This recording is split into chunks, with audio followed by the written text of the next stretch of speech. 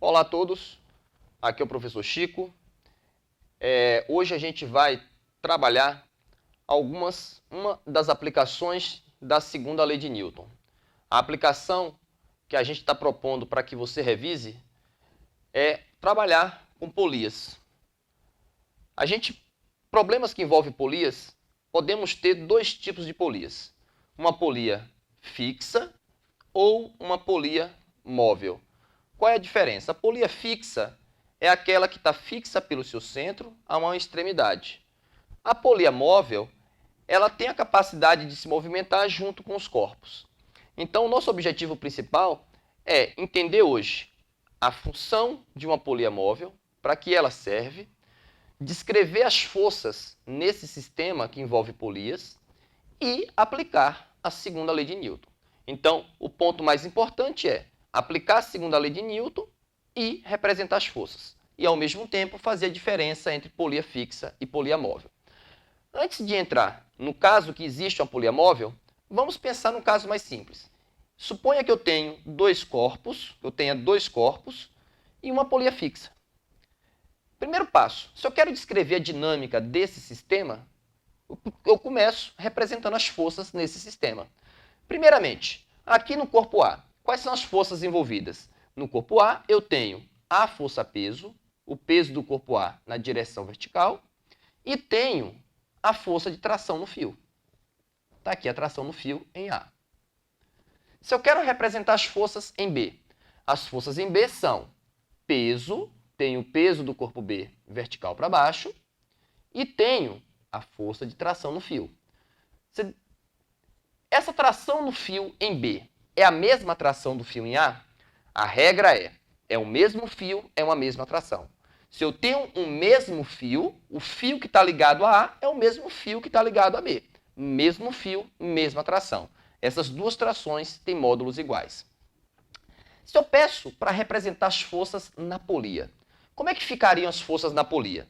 Observem bem que, na polia, nessa extremidade, eu tenho um fio. Então, eu tenho uma tração nessa extremidade.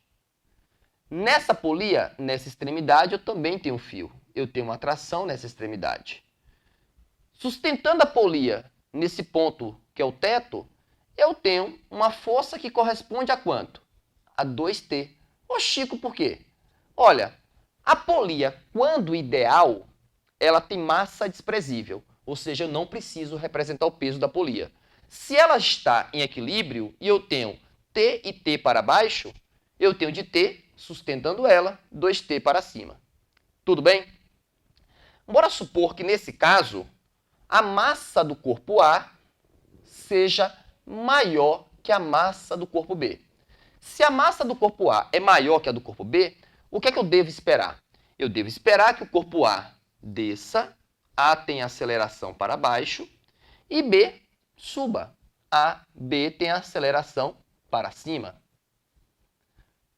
Representadas as forças e representado o sentido da aceleração, o próximo passo é aplicar a segunda lei de Newton. Como, Chico? Aqui. Força resultante, massa vezes aceleração. Como é que eu aplico a segunda lei de Newton nesse caso? Primeiro, vamos aplicar a segunda lei de Newton para o corpo A. Observem, A tem aceleração para baixo. A força resultante é o peso que está no sentido da aceleração menos a tração que está no sentido contrário. Força resultante em A é o peso do corpo A menos a tração. Isso é igual a massa do corpo A vezes a aceleração. Está aí aplicada a segunda lei de Newton no corpo A. Corpo B. Quem é a força resultante no corpo B? B tem aceleração para cima. Força resultante em B é tração, que está no sentido da aceleração, menos o peso. A força resultante em B fica tração menos o peso de B é igual a massa de B vezes aceleração. Montadas as equações, você resolve o sistema. Obviamente, aqui está literal, quando tiver os números fica muito mais fácil você enxergar a solução do problema. Bora pensar agora no caso onde eu tenho uma polia móvel, uma fixa e uma móvel. E, de novo, se eu quero descrever a dinâmica do problema, eu começo representando as forças. Representando as forças no corpo A. Em A, eu tenho o peso do corpo A na vertical para baixo e tenho a tração no fio. Eu quero representar as forças no corpo B. Para isso, é importante primeiro eu representar as forças nessa polia e depois as forças nessa polia. Olha bem, nessa polia eu tenho um fio aqui, tem uma tração aqui. Nessa polia eu tenho um fio aqui, tem uma tração aqui.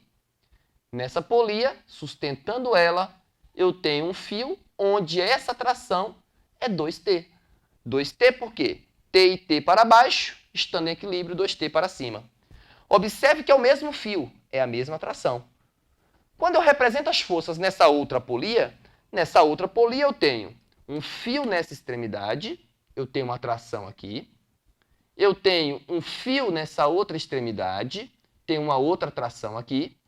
Nessa vertical para baixo, eu devo ter 2T. 2T para cima, 2T para baixo. Observe que é o mesma fio, mesma tração. Cheguei no corpo B. Quando eu olho para o corpo B, quais são as forças que estão atuando em B? Em B eu tenho o peso do corpo B para baixo e tenho a tração no fio para cima, que nesse fio agora a tração vale 2T. Perceba então o seguinte, vamos avaliar um caso muito particular no caso da polia móvel. Vamos imaginar que esse sistema esteja em equilíbrio. Vamos avaliar esse caso onde esse sistema está em repouso. Observem que, se A está em repouso, a tração no fio para cima é igual ao peso do corpo A para baixo.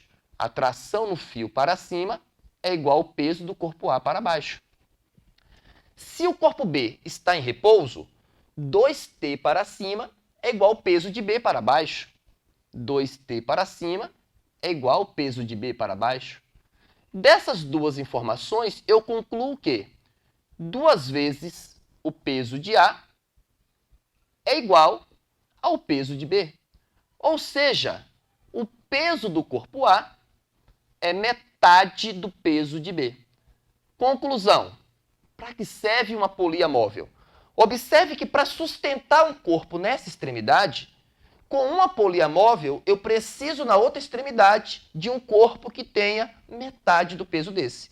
Ou seja, com uma polia móvel, eu consigo reduzir o esforço para sustentar esse corpo pela metade. Essa é a utilidade de uma polia móvel. Tenta fazer o mesmo problema com 2 polias móveis. Veja que conclusão você consegue chegar.